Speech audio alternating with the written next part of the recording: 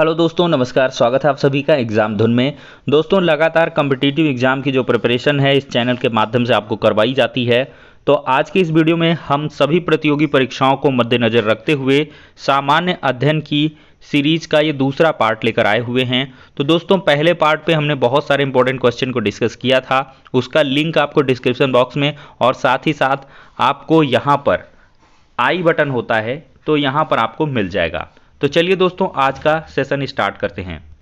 तो दोस्तों, आज का हमारा पहला प्रश्न है, सामाजिक विज्ञान विषय की विषय वस्तु के शिक्षण में बालक की अवधारणात्मक समझ विकसित की जाए तो बालक में कौन सा परिलक्षित नहीं होगा। तो यहाँ पर बात हो रही है सामाजिक विज्ञान विषय की, यानी कि सोशल साइंस की।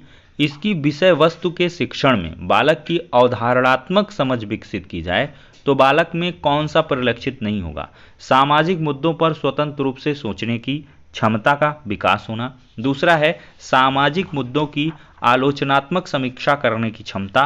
तीसरा है रटने की क्षमता का विकास और नैतिक क्षमता का विकास। तो दोस्तों, इसमें निगेटिव जो स्टेटमेंट है वो आपको देखना होगा। तो 101 नंबर में अगर निगेटिव देखा जाए तो ये ऑप्शन नंबर सी है, रटने की क्षमता का विकास। तो दोस्तों, अगर हम अवधारणात्मक अगर हम समझ को विकसित कर रहे हैं तो रटने की क्षमता का विकास नहीं होगा। ये ऑप्शन एकदम से गलत है। तो इसी वजह से ये ऑप्शन दोस्तों यहाँ पर सही हो जाएगा। तो ऑप्शन नंबर सी यहाँ पर करेक्ट होगा। दोस्तों, अगला प्रश्न लेते हैं, भारत में जल संग्रहण से संबंधित नीरू मीरू कार्यक्रम किस प्रदेश में चलाया जाता है। तो यहाँ पर बात हो रही है नीरू मीरू कार्यक्रम की। तो अगर दोस्तों हम बात करें तो आंध्र प्रदेश राज्य द्वारा, कौन से, आंध्र प्रदेश राज्य द्वारा यानी कि एपी के द्वारा 1 मई 2000, डेट को नोट करिएगा, 1 मई सन 2000 में जल संग्रहण को बढ़ावा देने को, यानी कि वाटर कंजर्वेशन के लिए, यहाँ पर उसको स्टोर करने के लिए, कंजर्व करने के लिए नीरू मीरू कार्यक्रम की शुरुआत की गई है। तो ये 1 मई सन 2000 से चल रहा है, कहाँ पर, आंध्र प्रदेश में। तो ये दोस्तों काफ़ी इंपॉर्टेंट प्रश्न होता है। नीरू मीरू कार्यक्रम ये आंध्र प्रदेश में चलाया जा रहा, कब से चलाया जा रहा, 1 मई 2000 से। और इसका उद्देश्य है भारत में जल संग्रहण करना, जल संग्रहण को बढ़ावा देना और जल संरक्षण को बढ़ावा देना। अगला है वह देश जहां पर 100% जनसंख्या नगरों में निवास करती। काफ़ी इंटरेस्टिंग सा क्वेश्चन है कि यहाँ एक ऐसा देश है जिसकी 100% जो पॉपुलेशन है वो सिटीज़ में रहती है, गांव का कोई वाकया ही नहीं है यहाँ पर। तो देखिए दोस्तों, विश्व में अगर देखा जाए तो 100% जो नगरीय जनसंख्या है वो सिंगापुर की है। कहाँ की दोस्तों, सिंगापुर। तो सिंगापुर एक ऐसा देश है जहाँ की 100% जो पॉपुलेशन है वो नगरों में निवास करती है। अगला प्रश्न है, भारत में ग्रीष्मकालीन मानसून हवाएं किस दिशा से किस दिशा की ओर चलती हैं। काफ़ी इंपॉर्टेंट क्वेश्चन है, कई बार ये कॉम्पिटिटिव एग्जाम में पूछ लिया जाता है। तो दोस्तों, ग्रीष्मकालीन मानसून हवाओं की बात कर रहा है। तो ग्रीष्मकाल में अधिक तापमान होगा, तो इस कारण से निम्न वायुदाब की स्थिति उत्पन्न होने से हवाएं जो हैं वो समुद्री क्षेत्र यानी कि दक्षिण पश्चिम से स्थलीय क्षेत्र उत्तर पूर्व की ओर होंगी।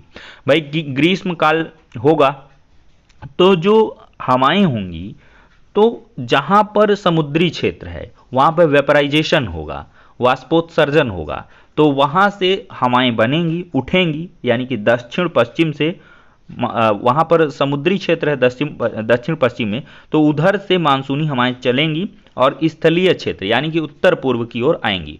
तो दक्षिण पश्चिम से उत्तर पूर्व, इसमें कौन सा विकल्प है, ऑप्शन नंबर फर्स्ट यहां पर सही होने वाला है। Option first, A option correct है, दक्षिण पश्चिम से उत्तर पूर्व। तो दोस्तों, यहां पर अगला प्रश्न लेते हैं, जब दिन और रात की अवधि बराबर होती है तो सूर्य की किरणें सीधी पड़ती हैं। कहां पर सीधी पड़ती हैं?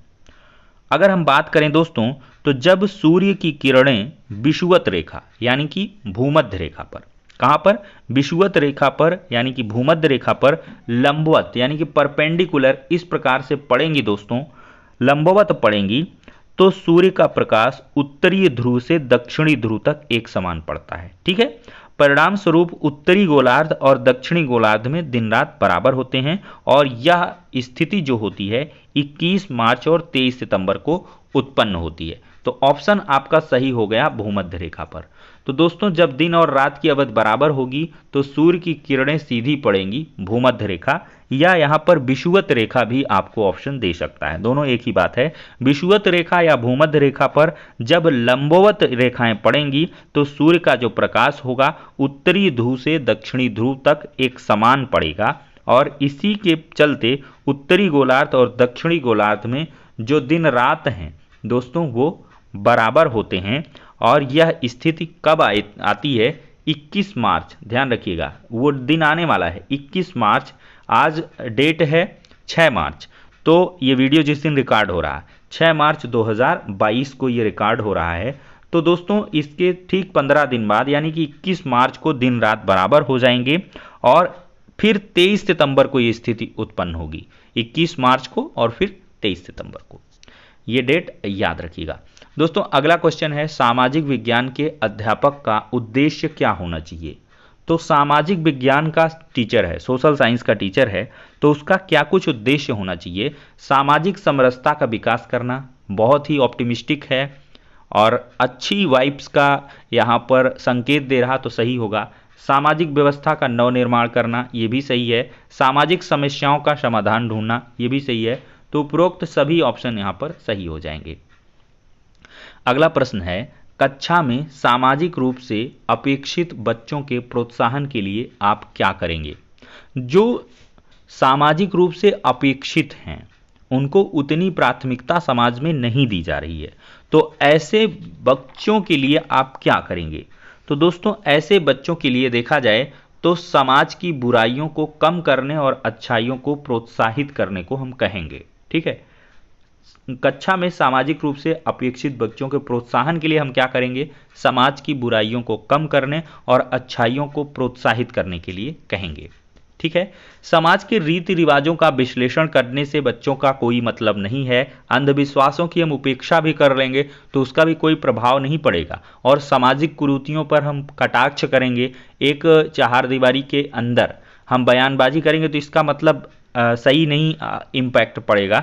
लेकिन बेहतर तभी होगा जब हम समाज की बुराइयों को कम करने और अच्छाइयों को प्रोत्साहित करने के लिए कार्य करें, उनको खुद से प्रोत्साहित करें, जिससे उनके अंदर ऐसी भावना का विकास हो सके जिससे कि वो सामाजिक रूप से किसी को अपेक्षित ना करें उसकी पृष्ठभूमि के आधार पर। तो सामाजिक विज्ञान के अध्यापक को छात्रों को क्या देना चाहिए? सामाजिक समस्याओं का ज्ञान देना चाहिए, सामाजिक कुरीतियों के निदान का ज्ञान, कि नए सामाजिक संरचनात्मक परिवर्तन का ज्ञान, कि संस्कारी व्यवस्था समाज के निर्माण हेतु उपरोक्त सभी प्रकार का ज्ञान दिया जाना चाहिए। तो दोस्तों यहाँ पर ऑप्शन नंबर डी एकदम सटीक होता है। संस्कारी व्यवस्था हो, समाज के निर्माण हेतु सभी विकल्पों पे यहाँ पर नजर दौड़ाना चाहिए और सभी प्रकार का ज्ञान देना चाहिए। दोस्तों अगला क्वेश्चन है, तीन ओर से समुद्र से घिरा हुआ स्थलीय भाग क्या कहलाता है? तो तीन ओर से जो समुद्र से घिरा हुआ स्थलीय भाग है वो प्रायद्वीप कहलाता है। क्या कहलाता है? प्रायद्वीप। तो भारतीय प्रायद्वीप जो है वो पूर्व, दक्षिण और पश्चिम से हिंद महासागर द्वारा घिरा हुआ है। दोस्तों अगला क्वेश्चन है, अस्पृश्यता का अंत भारतीय संविधान के किस अनुच्छेद में वर्णित है? तो अस्पृश्यता के अंत की हम बात करेंगे तो यह अनुच्छेद 17 में वर्णित किया गया है और अस्पृश्यता जो है एक दंडात्मक अपराध है। अगला प्रश्न है, संसद में प्रश्नकाल के समय किस प्रकार के प्रश्न पूछे जाते हैं? तो संसद में जो क्वेश्चनरी होता है, प्रश्नकाल होता है, उसमें किस प्रकार के क्वेश्चन पूछे जाते हैं? तो अतारांकित और तारांकित दोनों प्रकार के प्रश्न पूछे जाते हैं। तो दोस्तों मैं थोड़ी सी डिटेल में बात करूं तो प्रतिदिन संसदीय कार्रवाई का जो पहला घंटा होता है, ये प्रश्न भी बहुत बार बनता है कि प्रश्नकाल कब का समय होता है। को संसदीय कार्रवाई का जो पहला घंटा होगा वो प्रश्नकाल होता है जिसमें जनता के प्रतिनिधि को प्रश्न करने का अधिकार होता है। ठीक है, और जिनमें दो प्रकार के प्रश्न होते हैं, तारांकित प्रश्न और अतारांकित प्रश्न। तो तारांकित जो प्रश्न होते हैं वो मौखिक पूछे जाते हैं और अतारांकित जो प्रश्न होते हैं वो लिखित पूछे जाते हैं। ये भी प्रश्न बनता है, तारांकित प्रश्न, ऐसा लगेगा तारांकित है तो ये लिखित पूछा जाएगा, लेकिन ऐसा नहीं है। तारांकित प्रश्न मौखिक होगा और जो अतारांकित होगा वो दोस्तों लिखित होगा। तो कुल मिला के ये क्वेश्चन यहाँ से सॉल्व हो गया। अगला है लॉर्ड कॉर्नवालिस ने राज्य बंदोबस्त की निम्न में से किस व्यवस्था को लागू किया था? तो राज्य बंदोबस्त की रैयतवाड़ी, महालवाड़ी, इस्तमरारी या काश्तकारी, कौन सी व्यवस्था? तो यहाँ पर दोस्तों इस्तमरारी ऑप्शन सही होगा। तो जो लॉर्ड कॉर्नवालिस है उसने बंगाल में राजस्व व्यवस्था की स्थायी बंदोबस्त व्यवस्था लागू किया था। इसे जमींदारी व्यवस्था या इस्तमरारी व्यवस्था भी कहते हैं। इस व्यवस्था में जमींदार को भूमि का स्वामी माना जाता था। जो जमींदार होता था वही भूमि का स्वामी होता था। तो दोस्तों अगला क्वेश्चन है, जब भारत में सायं के 8:30 बज रहे हों तो इंग्लैंड में मानक समय क्या होगा?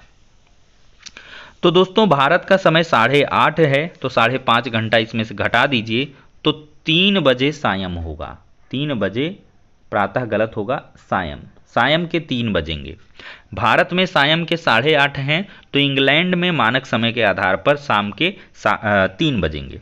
देखिए ग्रीनविच मीन टाइम 0 अंश जिसको देशांतर लंदन से होकर गुजरती है तथा यहीं से पृथ्वी के सभी स्थानों के समय का निर्धारण होता है। तो ग्रीनविच मीन टाइम से भारत की स्थिति 5.5 घंटा आगे है, तो वहां का जो समय होगा उसके समय से हमारा जो समय होगा 5.5 घंटा आगे होगा। तो लंदन का समय भारत से 5.5 घंटा इसका मतलब पीछे रहेगा। तो लंदन का समय है 8:30, तो 5.5 घटा दो तो 3 बज गया सायंकाल के। तो दोस्तों यहाँ पर हमने 113 तक के क्वेश्चन डिस्कस किए हैं। आज हमने 13 प्रश्नों को डिस्कस कर लिया है। तो आशा है वीडियो पसंद आया होगा। धीरे धीरे हम प्रश्नों के दायरे को बढ़ाएंगे और भी अच्छे क्वेश्चंस लाएंगे, लेकिन आपकी यहाँ पर जो प्रतिक्रिया है कि आपका क्या कुछ सोचना है, बेहतर चल रहा है या कुछ और डिफरेंट टाइप का पढ़ाएं। हम सोच रहे हैं कि जीके जीएस इस प्रकार के प्रश्न जो है हर एक कम्पिटिटिव एग्जाम में आएंगे, क्योंकि अभी कोई स्पेसिफाइड एग्जाम है नहीं, तो हम उसी के आधार पर तैयारी करेंगे। फिर आगामी समय में सुपर टेट हो गया, लेखपाल हो गया, फिर इसके बाद आपका जो पुलिस कांस्टेबल की भर्तियां हैं उन सब के लिए तैयारियां करेंगे। तो फिलहाल के लिए दोस्तों इस वीडियो में इतना ही, नेक्स्ट में मिलते हैं।